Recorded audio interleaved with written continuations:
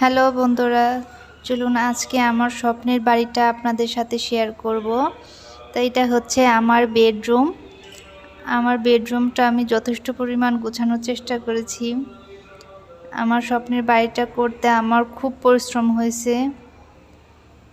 এইটা হচ্ছে আমার ডাইনিং রুমের পাশেই করেছি আমার কিচেন রুমটা আমি যথেষ্ট পরিমাণ সাজিয়েছি, কারণ কিচেন রুমটা সাজানো গোছানো হলে রান্না টান্না করতে ভালো লাগে। তো তারপরেই চলুন দেখায় আমার ডাইনিং রুমটা একদম পুরোপুরিভাবে সাদা ডেকোরেশন করা হয়েছে। আমার পুরো বাসাটাই সাদা ডেকোরেশন করা হয়েছে।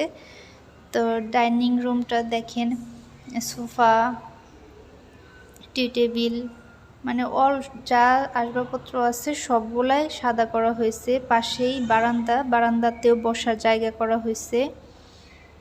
তো আমার মেয়ের রুমটাও এইরকম একদম সাদা করা হয়েছে, সাদা ডেকোরেশন। তো এখন আমার মেয়ের রুমটা দেখাই আপনাদের। আমার মেয়ের রুম এবং ছেলের রুমটা একদম পাশাপাশি। তো এটা হচ্ছে আমার মেয়ের রুম।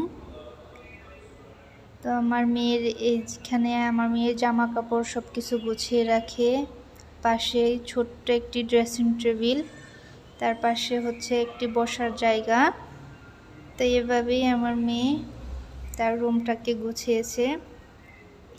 তো এবার চলুন দেখাই আমার ছেলের বেডরুমটা। তো পাশেই হচ্ছে আমার ছেলের বেডরুম। আমার ছেলের বেডরুমে আছে তার একটি পড়ার টেবিলে একটি ল্যাপটপ আছে।